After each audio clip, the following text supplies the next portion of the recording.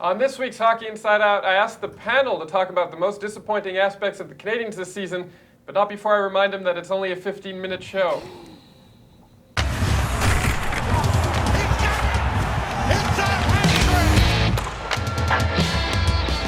Welcome to this week's show. My name is Adam Susser. I'm here today with Stu Cowan, CBC Daybreak's Jessica Rusnak, and Mr. Pat Hickey, joining us from the Gazette. Let's take a look at what we're going to be talking about on today's episode. Number 1. What has been the most disappointing aspect about the Canadiens this season? Number 2, what was your reaction to Carey Price's standing ovation on Tuesday night at the Bell Centre? Number 3, according to reports, Andrew Shaw was an untouchable for the Canadiens at the trade deadline. Why? Number 4, between Daniel Carr and Jacob De La Rose, who has the brighter future? And number 5, was protecting Jordie Benn in the expansion draft a mistake by the Canadiens? Let's begin. When I was asked to pick the most disappointing aspect of the Canadiens this season, I immediately became flummoxed and thought, with so many disappointing things to choose from, how am I ever going to make a decision? Do I go with Carey Price having the worst year of his career? Marc Bergevin losing both Markov and Radulov and replacing them with no one, trading away Sergachev, picking up Karl Alzner, $8.5 million sitting in the bank collecting dust, a team that not only lacked chemistry but lacked the desire to find chemistry. With so many options, I'm finding it too hard to choose. But I'm going to go with the Radulov thing. That really bothered me. I'm going with that. I'm not really over that. And so that brings us to the first question of the show. I'm going to ask the panel, what has been the most disappointing aspect about the Canadiens for you this season? I think you mentioned, Adams, the $8 million starting the season, $8 million below the salary cap, playing at an uneven level. I mean, it's in a salary cap world, it's so important, especially for teams that can't afford the money like the Canes, to spend up to the cap. And of course, that was a result of Radulov. Bergevin couldn't re-sign Radulov or Markov. He had no plan B, and they started the season $8 million below. Part B would be Carey Price. I think his slow start this season, the way he just couldn't carry this team, and I don't know if he can carry them moving forward. So I think the fact that they were underpaid, the team as a whole, and the fact Carey Price isn't Carey Price anymore. I agree. For me, Carey Price is the biggest disappointment here, especially because it's a year before his contract extension kicks in, where he's going to be making that $10.5 million. I think for him, this was a year to really prove that he is the true leader of this team that he has been in the past, and that he's worth the money that they're spending on him. But this year, he really didn't show that he was worth that money, and it just didn't seem like he was ever able to really find his game, and he just didn't seem into it this season.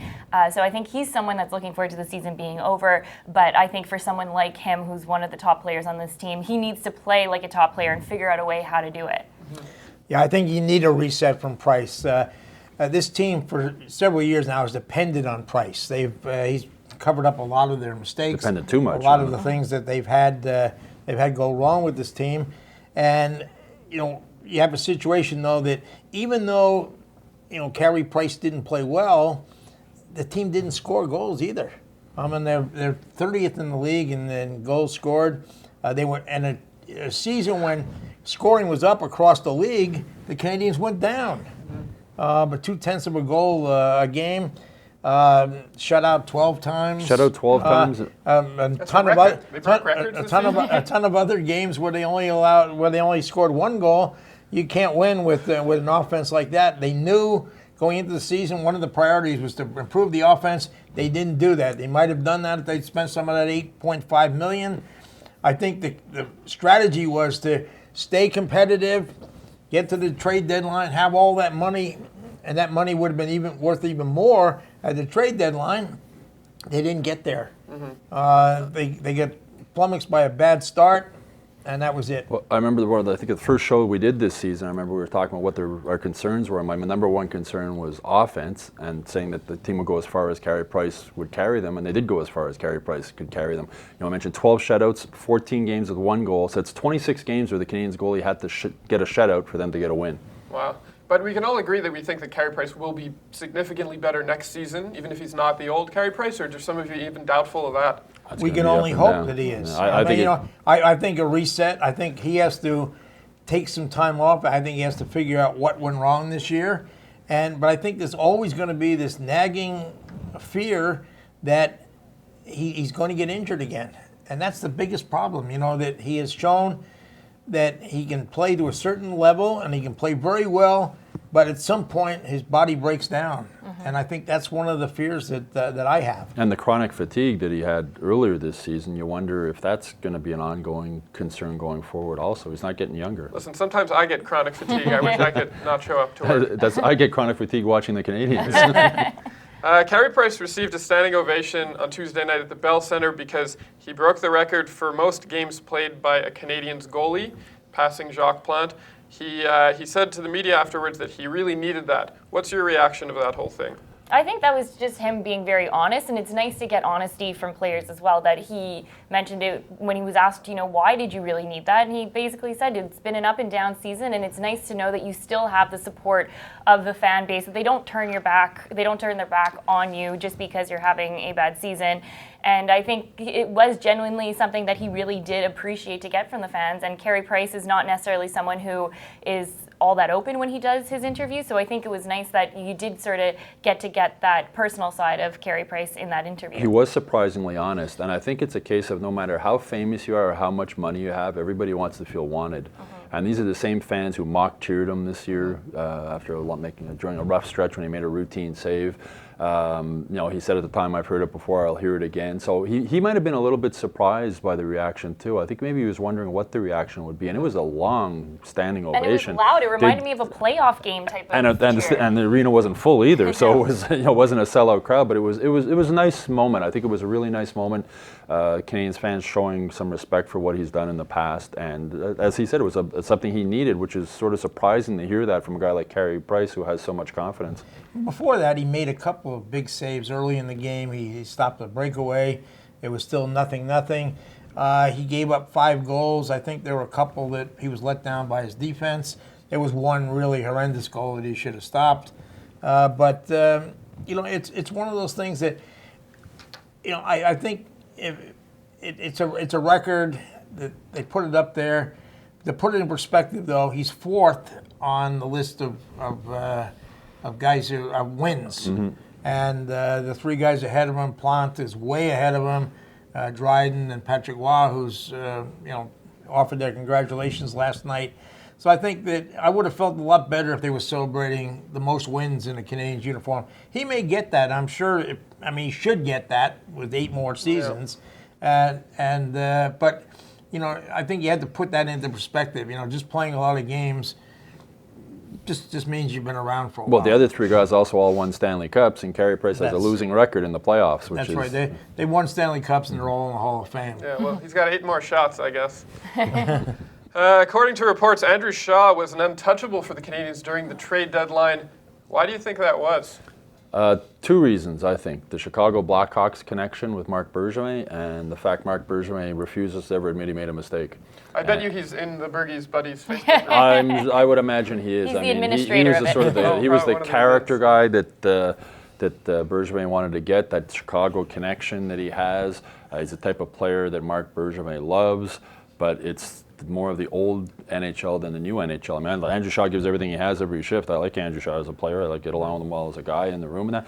But he's the old school NHL player, or the older NHL player, as opposed to the new, fast, young player. So if indeed he was untouchable, you got to shake your head and sort of wonder why. I don't know. I think it kind of goes back to the Daniel Carr question. Why is he a healthy scratch so much for a team that lacks offense? It's just if you're part of the fan club or the friendship group, then Bergies Buddies, then you sort of have that protection with it. And I agree with Stu that it comes from the connection that they had before, and he's a player that I think he thinks that's what you need on your team.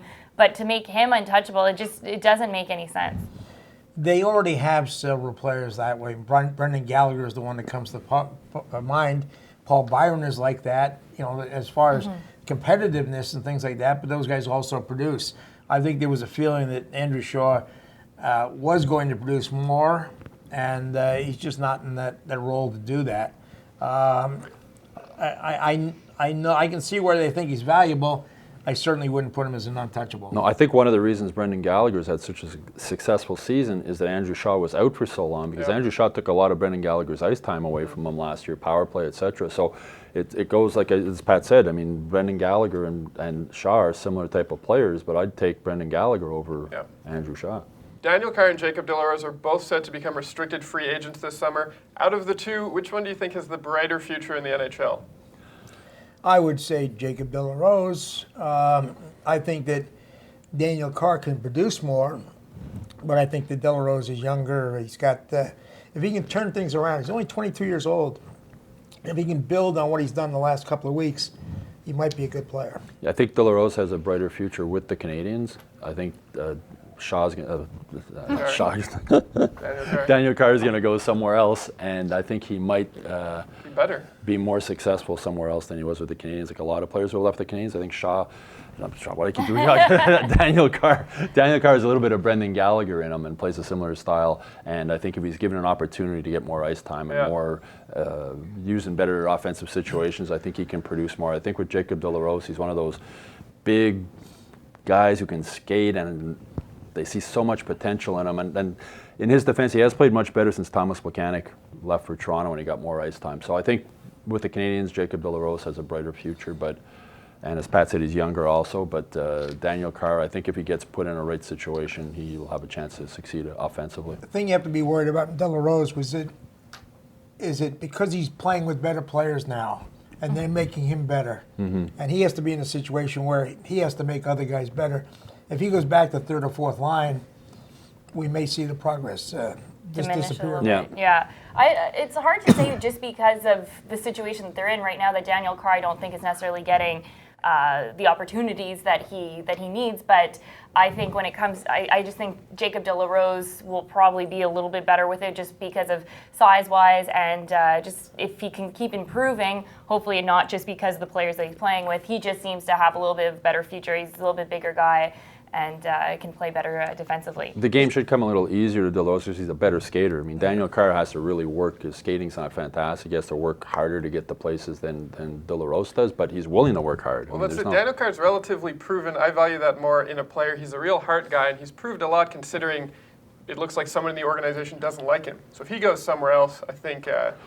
he's another case of another young player where the Canadiens haven't done much to help his confidence. You know, when you're in it, every time you're playing, you're afraid if I make one mistake, I'm going to be in the press box again watching. And I think that weighs on a guy. I mean, Patterson, when after he got traded to Dallas, he said with Michel Therrien, I felt like he was breathing down my neck all the time. I just couldn't breathe. And I think Daniel Carr probably is in a similar situation. Well, that's it. It seems like he's playing for a team that doesn't like him, and that's a hard thing to do. So I think he's done a great job. I'd love to see him go somewhere else and do well. It's interesting that he goes from being a healthy scratch to being on the power play, and it doesn't make any sense to me. But and for a team that's really pressed for offense, he can produce some offense.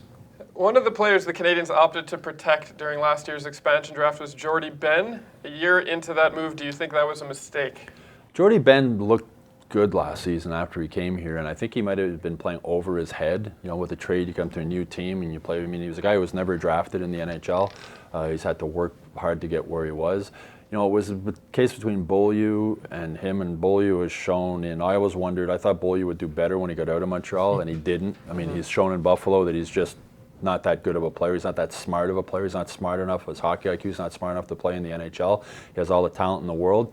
So in hindsight, I mean, those two, but Emelin, they wanted to sort of, I think, maybe get out of some of Emelin's contract also. But I mean, right now, I would take Emelin on this team over Jordie Benn. So I sort of understand why they did it. But in hindsight, it's not looking so good, especially Benn was a healthy scratch, against the Winnipeg Jets. And here's a guy that you were expecting to be top 4, if not top 6 on your defense. Well, I think he is a top 6 player. I think if you look at it, I think he's -4, -5 for the season. He hasn't really hurt them, and he is what he is. He's not. He doesn't have great offensive skills, but he moves the puck decently. Every once in a while, he makes a really bonehead move that leads to a goal. But generally, he's a 5-6 guy, and I think he fills that role well. I think it hurt them to lose Emelin because he was a physical dimension, and I think they felt that Carl Alzner was going to fill that role. Carl Alzner is still trying to learn how to play the zone defense that they have, and he's not as mobile as Emelin was. No. And Emelin, for all of his faults, when you came down the wing and you saw Yemlin in front of you, you had to think twice about what you were going to do. Exactly. Because if you got too close to those boards, you were going to touch them. Yep. And you were going And he's going to hit you hard. And he's going to hit you hard. And they don't have that now. The other thing you mentioned with Ben and Alzner, I mean, there's zero offense. Zero offense out of those two guys on a team that can't score. Well, the problem is with Jordie Benn, he's been playing out of position basically all year long. So you can't really fault him too much because he's not supposed to be the guy that you rely on defensively to help you out. He's supposed to be the complement to the guys that you have there. And as you were saying, Carl Alzner was supposed to fill that role of being, a top defenseman on this team, and he hasn't been. So I think you can't really point fingers and say that you shouldn't have protected Jordie Benn because you knew what he was and he came as advertised, and you chose to just sort of ignore that and try and put him somewhere that he's not very comfortable in. I feel like I've been hearing the phrase, been playing out of position way too much this season.